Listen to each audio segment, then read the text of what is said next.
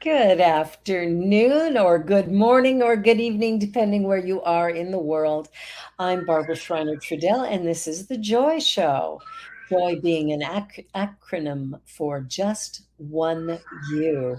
What I focus on in this show is really about the individual and how we're all very unique and special and wonderful. So, as we begin today, let us begin with the land acknowledgement. We work, live, and play on the historical and traditional territory of many First Nations. And as we gather on Turtle Island, we as settlers are grateful for the opportunity to meet here. And we thank all the generations of people who have taken care of this land for thousands of years, including the Métis, Inuit, and all other Indigenous peoples. Also, acknowledging that as we continue to grow and expand on these lands, there is still unresolved and dangerous inequality and discrimination toward our BIPOC and 2S LGBTQ plus family and friends. So, by making these acknowledgments, we strive to be allies and take an active part in reconciliation. We recognize our oneness, we realize our history, and we choose to create a new reality. We are one. Well, today my guest is the remarkable Pierre Alain Trudel. He is a comedic actor. He is my husband of 21 years, and he is somebody that I have great admiration and respect for. And today we're going to talk about relationships. I think many people are, struggling with relationships, or maybe not sure how to find the right person or what to look for. And I think there's something to be said about learning how to be together, not so that we're sort of pushing our agenda on the other person, but rather we're coming to discover and know them. And then through that, we are able to begin a journey of really coming together in oneness. And that means, giving some stuff up, making some concessions. And what I've noticed in our relationship is that we have, well, 21 years in, we actually have come to a place of really allowing each other to be who we are. And we are really okay with each other in that regard, which is beautiful. So let me tell you how we met. Now, he might have a different version, but this is mine. When I moved to Toronto, I would go to a cafe and I would order my latte and I'd sit and prepare my lessons, my classes, my Sunday services, that sort of thing. And one day when I was in there doing this, I was seated at one of these big tables in an easy chair, and gentleman was seated across from me on a love seat, and he's reading, I'm reading. A woman from the neighborhood come up and started chatting with him, and they're chit-chatting, and then she looks over at me, looks back at him, and says, "Is that your wife?" So I look at him, and he's not answering. He's just sitting there very quiet, staring at me, smiling. And so I put my book down and I'm smiling back, waiting for the response, because I don't know this man at all. We've never met. So the answer is pretty simple. Eventually, after this long pause, he looks over at her and goes, "No." Well, it made me laugh. And what I realized later, it was another couple months before we actually started dating. But what I realized later in talking to him about that moment, he said he was trying to think of something funny to say and nothing came to mind. And what it turned out was that was absolutely hysterical. I laughed so hard. I thought, "Whoa, buddy, if you don't know for sure, you definitely have a bit of a problem." But what's interesting is from then on, I kind of noticed him. I liked his smile. I loved his blue eyes, and just that moment of pause that he took was quite wonderful. I It just brought joy to me. And so I paid attention because, as it turned out, he was a regular in that cafe as well. So I would notice how he treated people. Or if I saw him walking down the street, how is he with strangers or the elderly or homeless people? Like what is his way of interacting? And what I realized was that he came across as a very kind and caring person.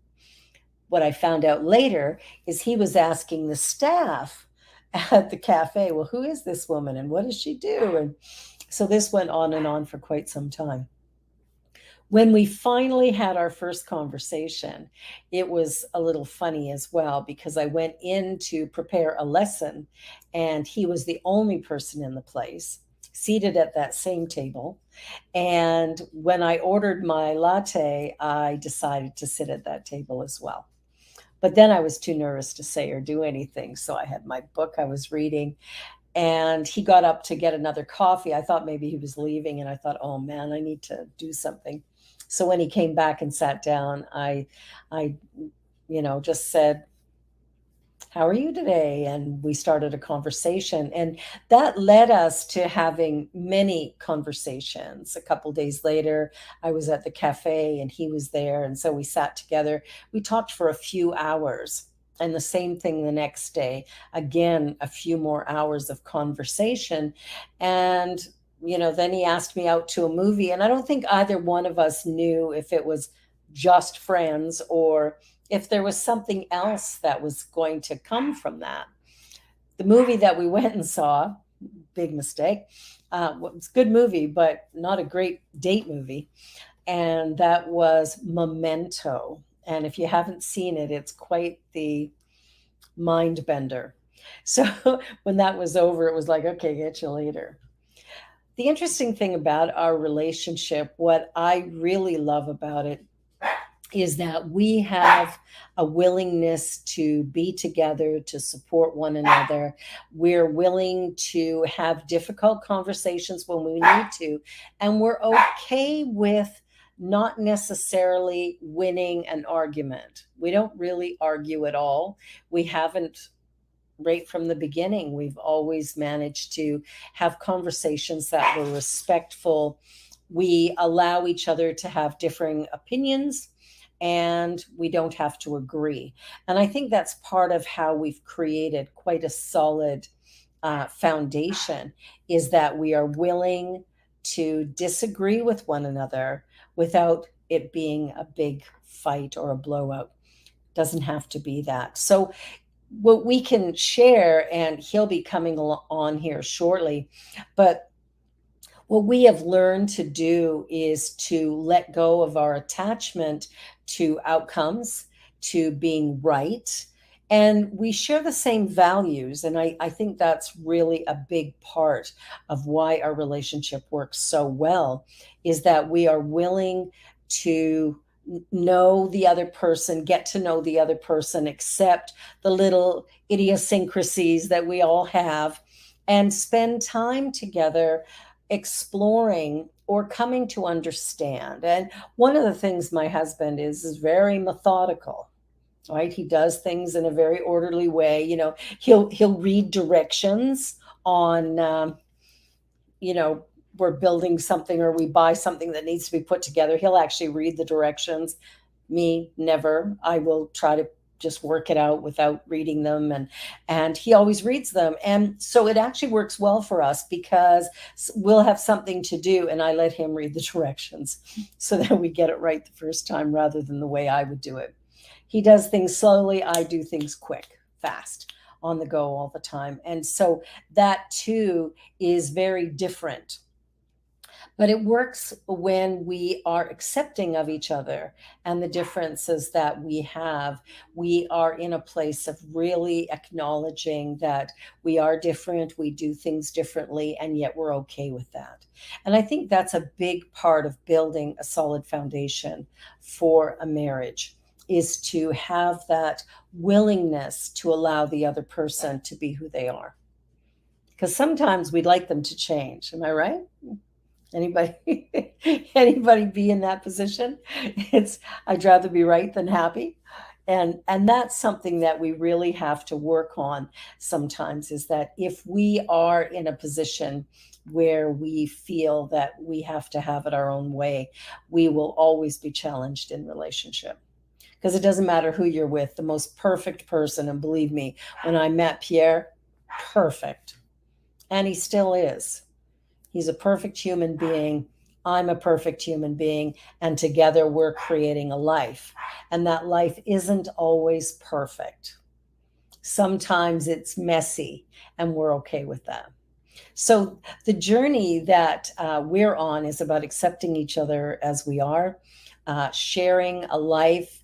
He's a very funny man. So that has brought a lot of joy to our marriage as well. But he's not the type of comedian who is always on, right? Like, I got to be the center of attention. I've got to be, kind of doing everything. He actually is pretty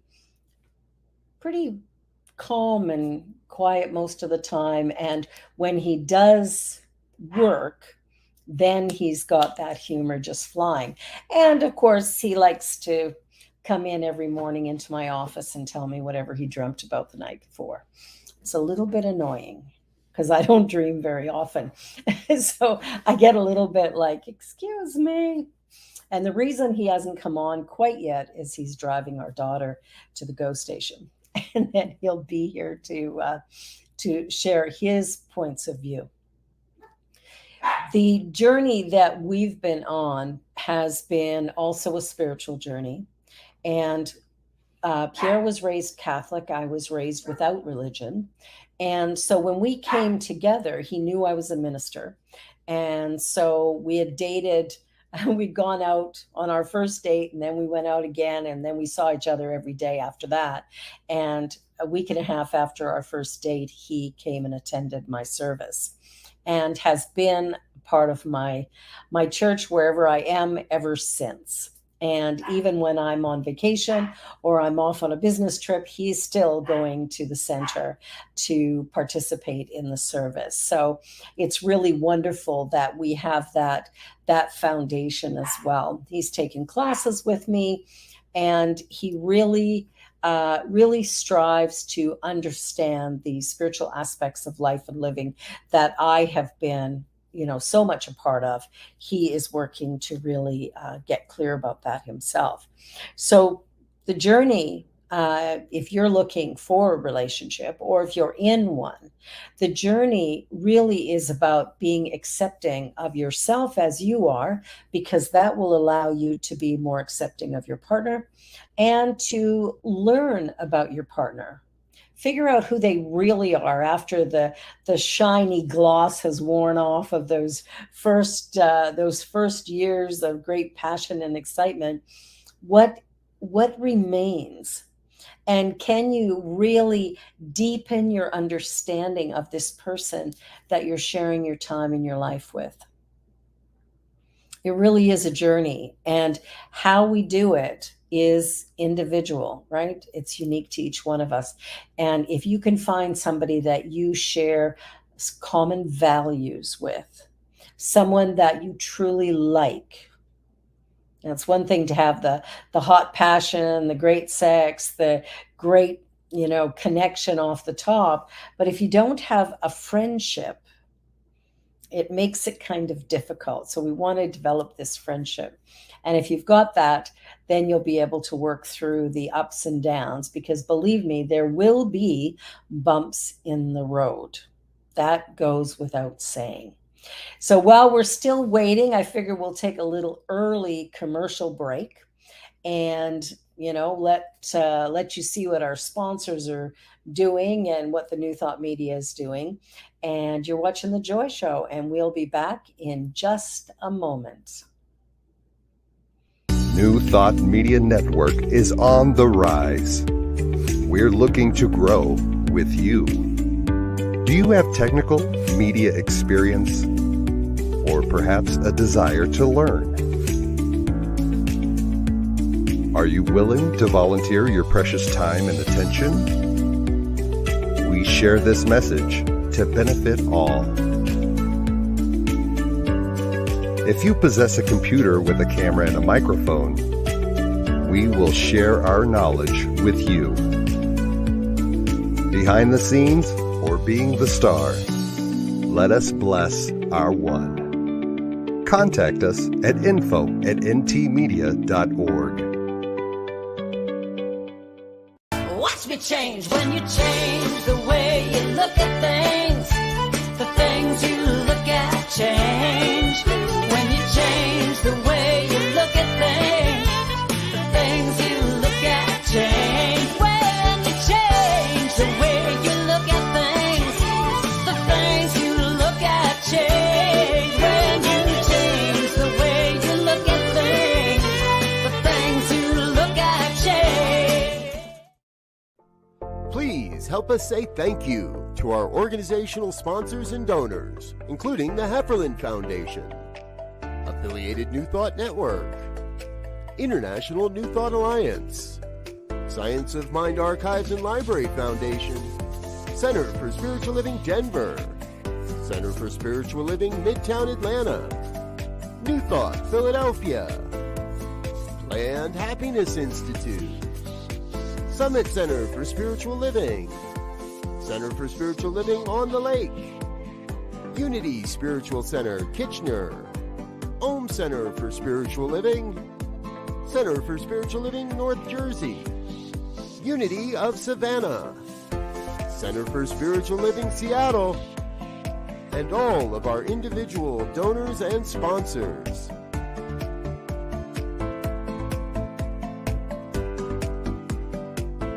Thank you for being a part of the New Thought Media Network. Please come be you.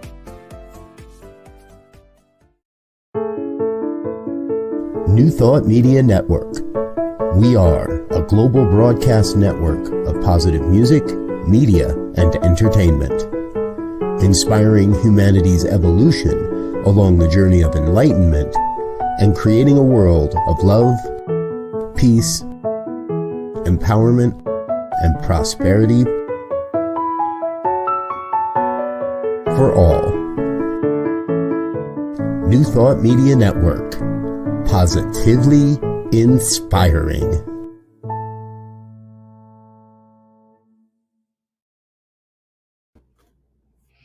And we're back, and Pierre is here now. The man I've been telling you all about, my beloved husband.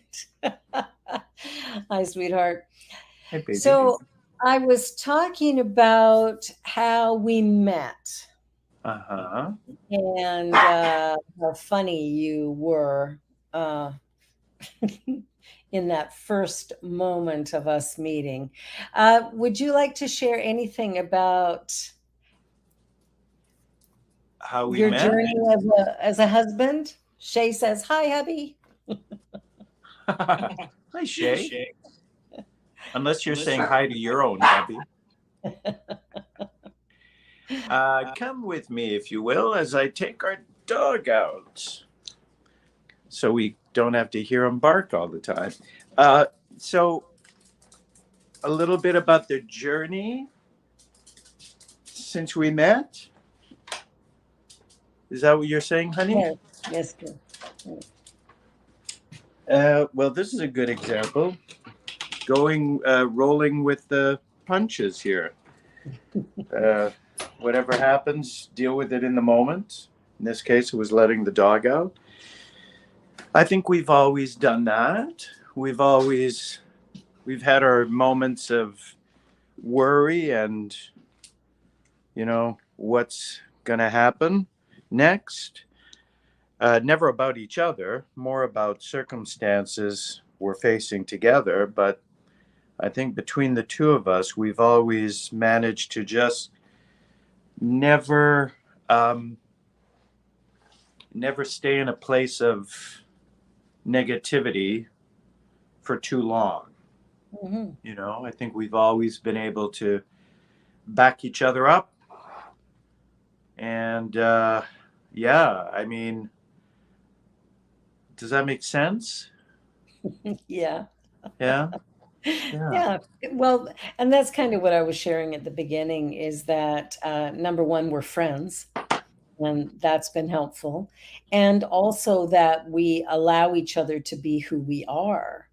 That, I don't, I said, you're quite methodical. You'll read directions and things. Me, I just fly by the seat of my pants.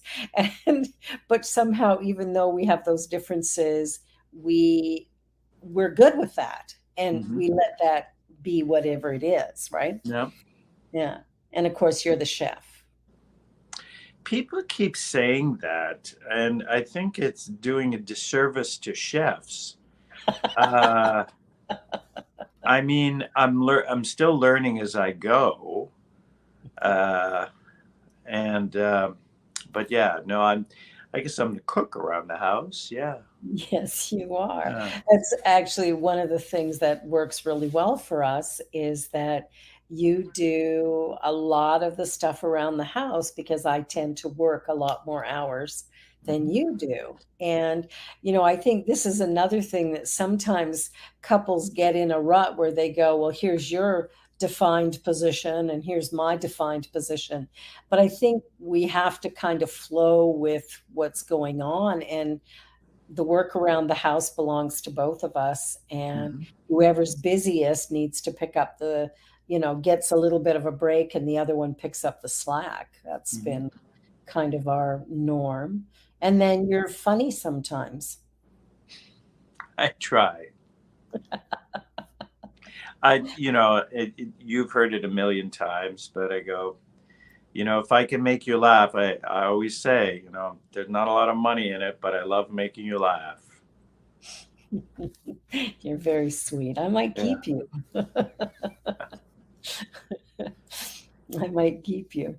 Well, it's interesting. Now, the work that you do, you are a comedic actor, Mhm. and so you do some different things. Do you want to share a little bit about some of the work that you love? Wow. I think it just boils down to I've just like people. I just like entertaining people, and most of the time that's by making them laugh. Um, I yeah, whatever way that uh, presents itself. I think at the end of the day, yeah, it's what I do. It's what I do best, and thankfully, it's what I enjoy doing the most. You know, That's the best kind of career to have, I think. uh, yeah, and it's funny. It's normally in character. Um, I admire. I tried it in the beginning, stand up, and I admire stand up so much because they can be themselves on stage or a version of themselves on stage and be funny. And I can do that, I think, socially and uh, yeah, and with you and with friends and that. But I find I'm funnier on stage if I'm in character of some kind. Yeah. Does So that give you a yeah. level of comfort to sort of have almost like that mask that I guess so, but mask in the best sense of the word. It's sort Mhm. of um, it's I don't know how to explain it. All I know is sometimes when I'm playing a character of some kind, I think faster. Uh, I talk faster, you do? or yeah, I don't. I find that I'm always amazed. I think is the best way to put it, as to what a, a persona that I come up with myself, what that persona will come up with on stage. And that, Mhm. there's been many a time where I've looked at a script, and whether it's a play or a traditional play or um, uh, a show that audience participation style show that I also do a lot. And on paper, the script will often look like, oh, this is dull as this character is like, oh my God, it's not funny. It's the jokes are flat. But invariably, once I get into it and let go of whatever you want to call them, prejudices or fears, all of a sudden, yeah, once I let go of all expectations, and at the beginning, a lot of time they'll be negative. Then that's when I find the funny, like there's many characters that I've started off with going, this is going to be dull as dishwasher. And it turns out to be one of the funniest things I've ever done for me personally. Yeah. One of the things you do that I really enjoy and have right from the beginning is the Men in Tights shows that you do with Rick.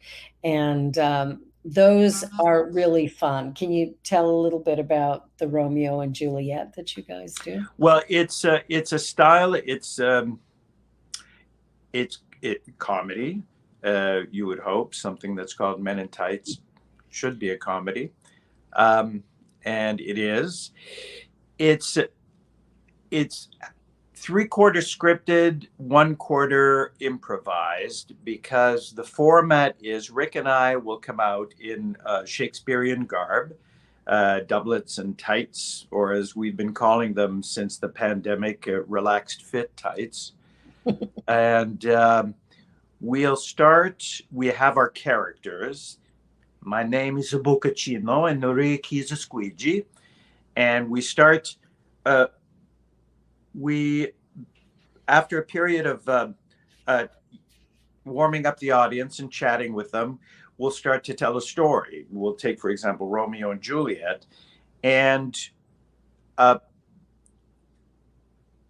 people who've never seen the show are always surprised, because what we wind up doing is we don't play the characters, or there aren't other people in our troupe, our Romeo, our Juliet, any of the actors, we pick from the audience. And we have lines for them. We tell them what to say, and we tell them where to go. And we make them feel safe, because although we are laughing,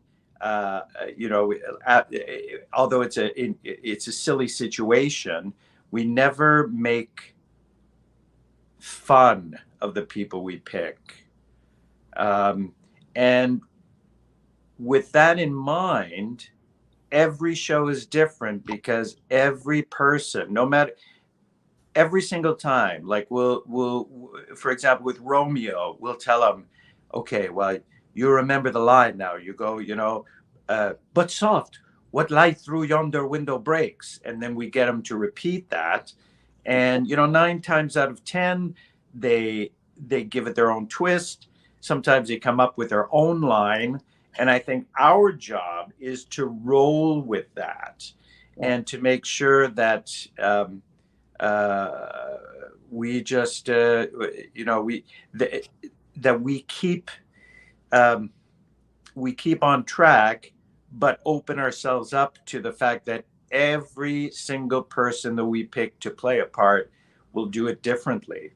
And it's always very special, and it's always very funny. And then our job from there is to just keep the story moving along. We go, for example, with Romeo and Juliet, we do a very, very bare bones Cole's Note version of the play. The whole thing takes less than a half hour.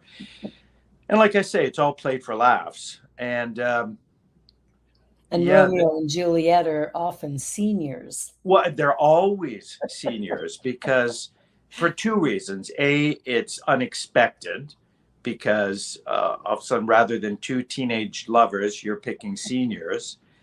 And the second thing is, older folks are so more likely to be ready to have fun at their own expenses, if that makes sense. Yeah. and uh,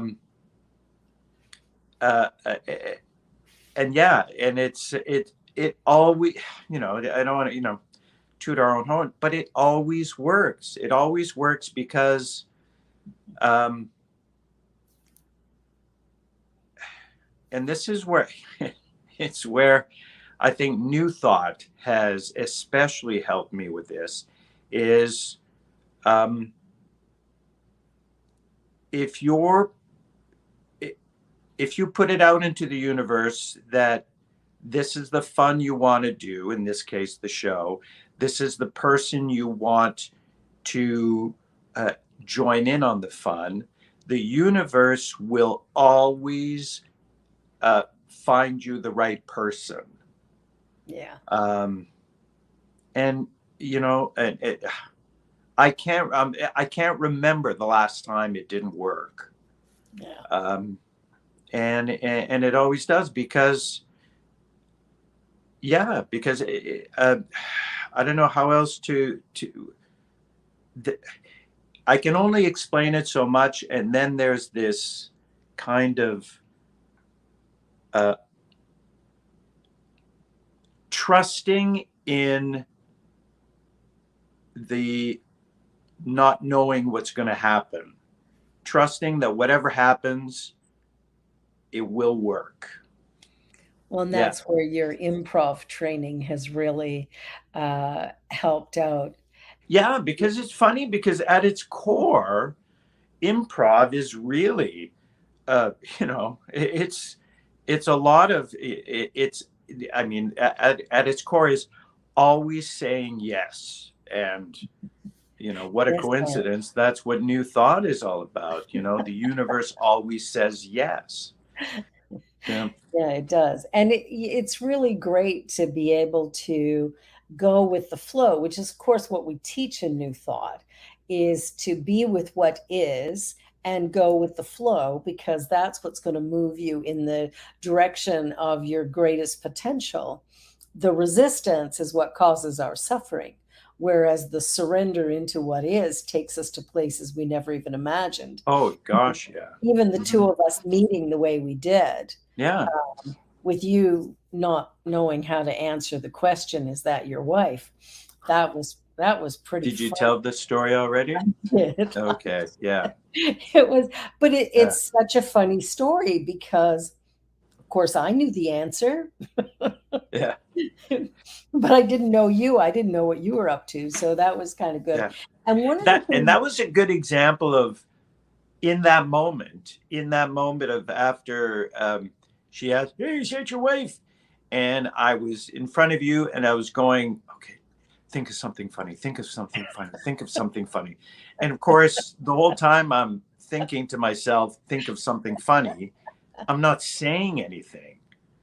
you're just So, it silent. was such a good example of trying to force a funny square peg into a funny uh, round hole, and it just didn't work. And but at the end of the day, It worked perfect.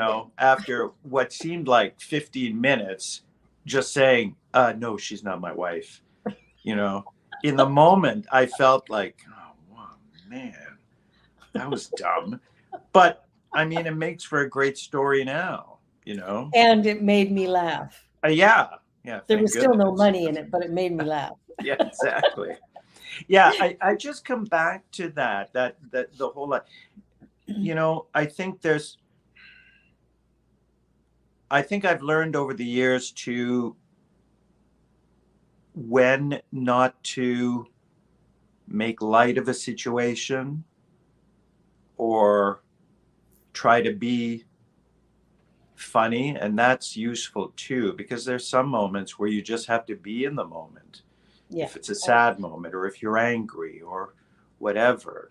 But I mean, just so knowing not to make light of that is also very important too. Yeah, I think being with whatever's going on is really valuable, however we do that. And I Yeah. think, great relationships, it doesn't matter if it's a friendship or the children that you raise, or your spouse, I think great relationships come from a place of allowing each other to be wherever we are. And, I give you kudos because I could be having a bad day and you let me have it. By let me Mhm. have it, it's not like let me have it. It's more like, No. okay, you'll get back to me when I sort of work out whatever I'm feeling. Hmm. And vice versa. I try to do the same for you as well. That if you're feeling frustrated or whatever, I just give you space Hmm. so that you Yeah. can be with. It's um, fighting isn't something we really do. And we haven't really ever had like fights. No. Yeah. It's kind of Yeah. nice. It's kind of Yeah, I nice. can remember maybe once or twice where we've yelled at each other, Yeah. but it was always when circumstances around us that had nothing to do with the two of us. Yeah. Well, sorry, I'm explaining it wrong. If we've The only times we've ever yelled at each other is when the outside circumstances have been really, really stressful. Yeah. But I don't think, no, we never have yelled at each other out of disappointment or momentary, I'm going to call it hatred for each other. Yeah. If No. you know what I mean, it's never been because of that, you know. No. And I Like that's think why I hate these shows on TV. Like there's that show, oh, what's it called?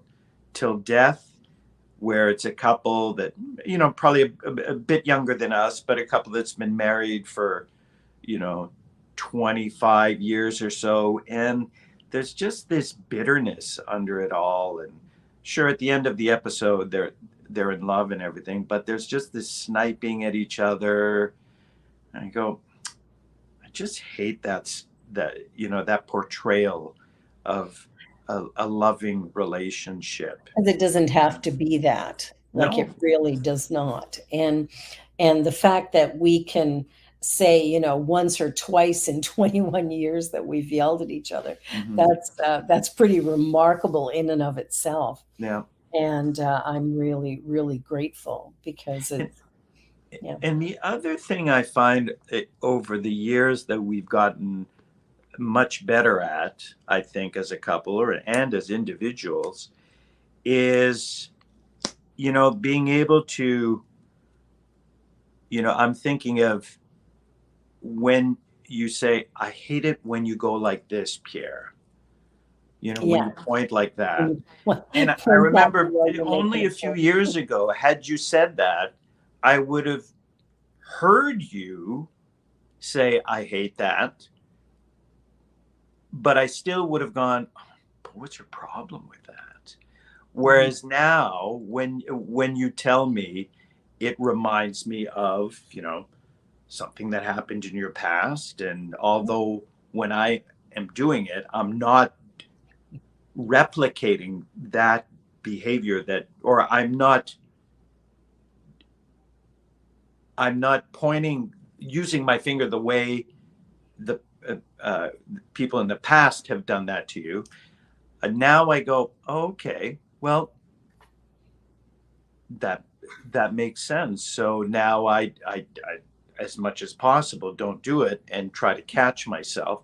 And it's not out of oh, she hates it when I do that. It's more out of, okay, I understand why she hates that. Yeah, it's Yeah. noticing, and I spoke about that a little bit earlier. It's finding out about each other and accepting the things about each other that maybe we didn't understand, but we're growing to understand. Uh-huh. And for me, it's cutting you off mid-sentence. You'll start telling a story and I'll jump in and finish it. And that really bothered you for the longest time. But I really have worked at getting better at that Yeah. because I love you and I don't want you to feel like, I'm taking over the conversation. And so I'm getting a little better at just letting you finish your sentences. And you have a bit of a joke about that. That Well, yeah, whenever you're not around and I'm speaking to someone, like I'll stop mid-sentence because I don't know, I have the beginnings of sentences down pat, but I don't know how to finish them.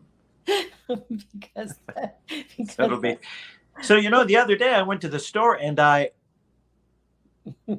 forgot to get the milk I ordered. uh, uh, I don't know how to finish this sentence. I haven't finished the sentence in so long.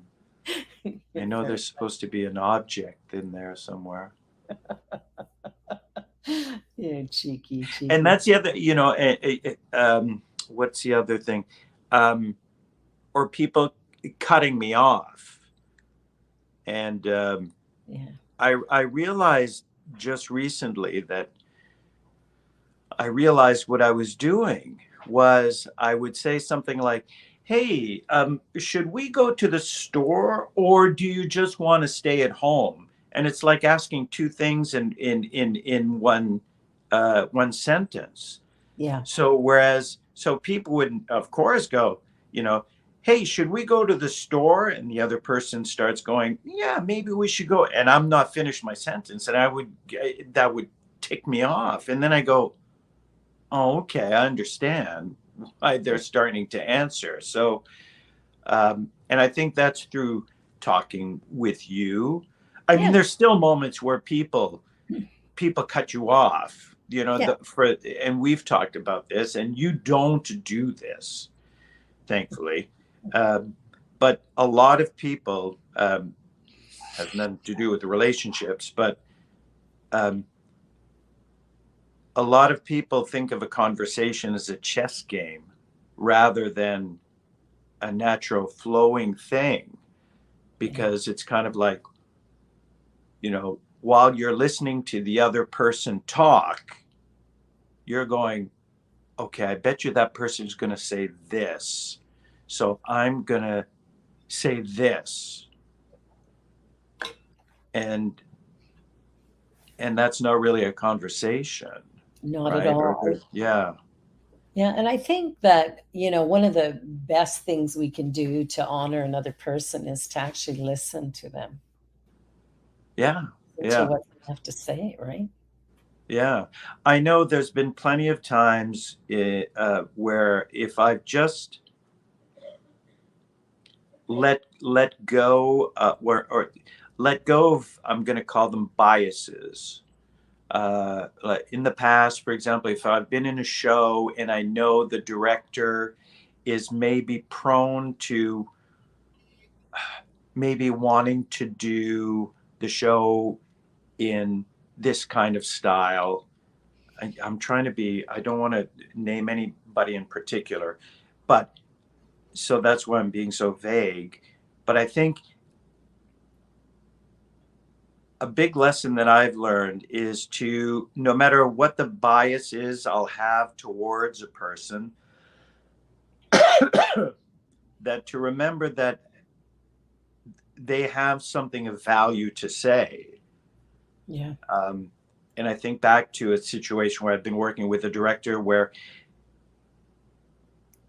if a certain director will start talking to me, and if I just have the attitude of everything he's saying is ridiculous, everything he's saying doesn't work, I know that, and so I shut myself down. Whereas I've been trying more and more to just go, no matter how much I agree or disagree with a person, if I just stay in the moment and listen to what the person is saying, Yeah. that somewhere in there is going to be a valid point.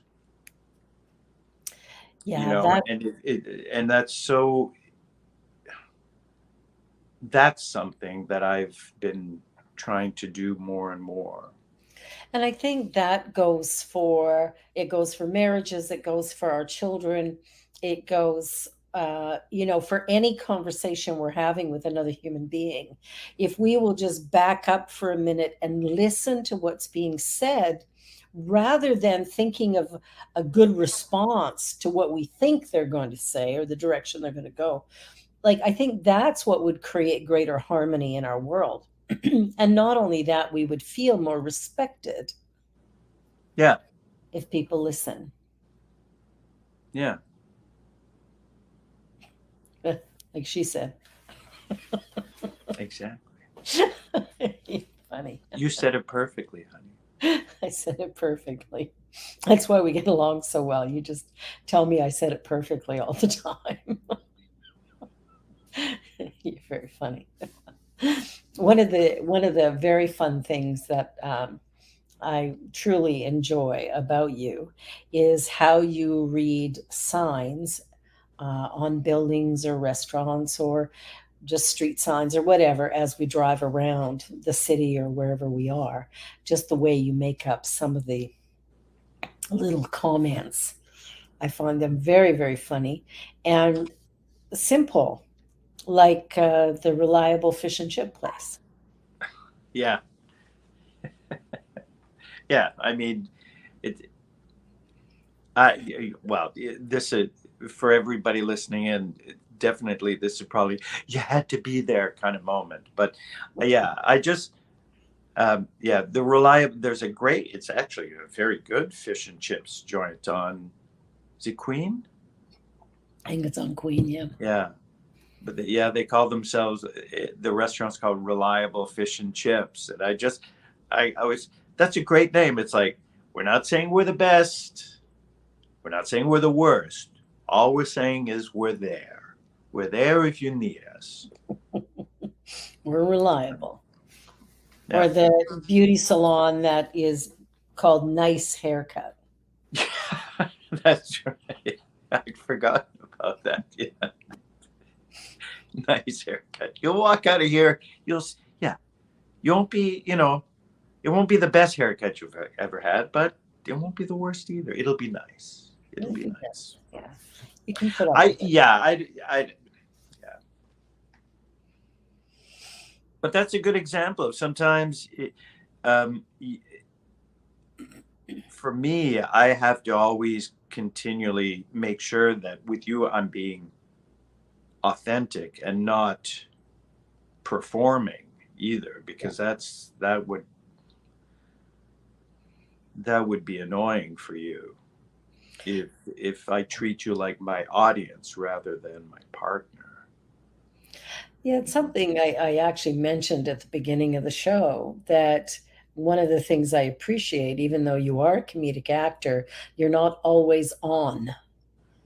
And Mm, some people do treat everyone around them as an audience. mm. And you've never done that with me, which I really, really appreciate. Um, that you are just you. And then when you're performing. And then, of course, there's little fun moments in our life that you manage to just put a turn on it that gives it a bit of joy in the mix. So I always appreciate that. It's always good.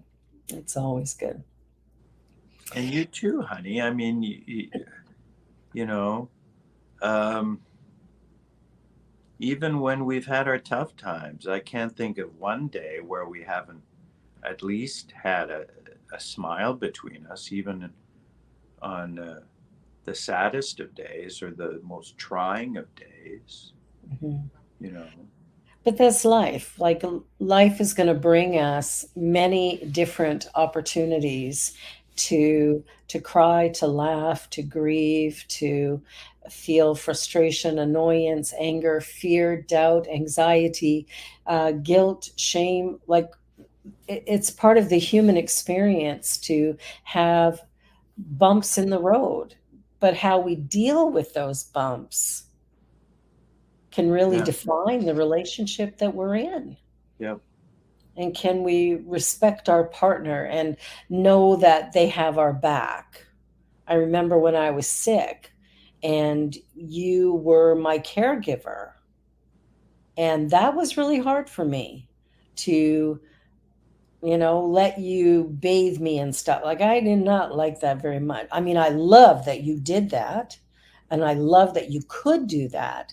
But for me it was an experience of humiliation, like I should be able to do this for myself, and so I had to get over that so I could receive the gift that you were giving me, that incredible care that you gave without hesitation. Yeah, and I mean, it's been the same with me. Come on, Cyrus. Come on. I mean, I think, yeah, I'm so grateful that myself personally, I've never had uh,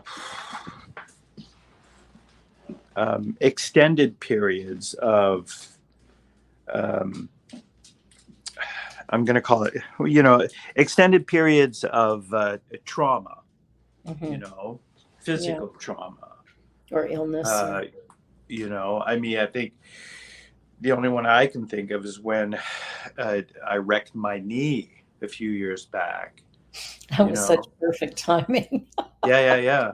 But I mean, You yeah. wrecked So your knee. I had hip replacement, and Genevieve fell down the stairs, and then yeah, we were moving. that's right. That's right. Um, I don't know. It's just we're always there for each other. Yeah. You know. I think too that sometimes we're taught that everything's a fairy tale. And I think if we could just get over that and go, you know what, life is life. And it isn't always going to be a bed of roses. There's going to be some thorns in there. And to realize that that's just being human. That's just this journey that we're on. And if we could, instead of, like, I think you're perfect for me. And that doesn't mean that everything in our life is perfect all the time. It just means that we fit together and we are respectful of one another. And we've learned over the years how to really be even more honoring of one another beyond that initial passion and excitement of those first few years. We've developed something that's far beyond that. And that happens with time. It's like aging a good bottle of wine. It doesn't happen in a day. It takes time to get great. Yeah. And the We're dog is great. we're great. Oh my Give God. up, everybody. We've perfected it. Yeah, that's what we've done. We've perfected the messiness. Yes. We're willing to be with the messiness. We're willing to be with the the days after a sleepless night, or when one of us is feeling sick, or we get so busy with work that we don't have time to connect. It's You deal with all of it. Or our child, we have a teenager, and Mhm. the things that keep her busy and keep us busy, and it's life. We just do what we have to do. And I get to do it with you, which makes me happy. Me too. You're very funny. Funny guy. So, what does the next 20 years bring, hun? Yikes. I don't know. Well, it's a big change for us because we have to find a new place to live. Yeah, we do. Um, but even after the shock wore off of us having to move and Mhm. thinking of all the changes that's going to bring, Yep. the downsizing that has to be done, trying to find a place that we can afford here in Toronto. That initial panic has subsided, and as we both know, we know that there's a few options out there. So Well, we'll find the right place. I think yeah, anytime we've been out house hunting, we've always found our next home. And I think you yeah, know, I think it goes back to going with the flow. It sounds in a way trite to say that, but there's no other way.